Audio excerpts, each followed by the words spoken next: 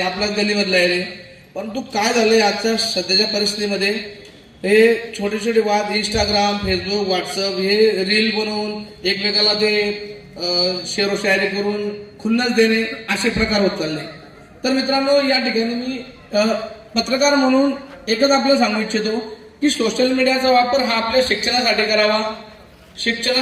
त्याचबरोबर या ठिकाणी आपला जगदीश किंवा तुमच्या नवक्रांती योग मंडळाने जे नृत्य सादर केलं होतं, या ठिकाणी जे शिवमहाकाल तांडव केलं होतं, अतिशय चांगला संदेश पाचोरा शहरामध्ये आपण धर्माच्या बाबतीत देण्याचा या ठिकाणी प्रयत्न केला आहे की अशा प्रकारे काहीतरी आहेत नाटिका सादर होतात.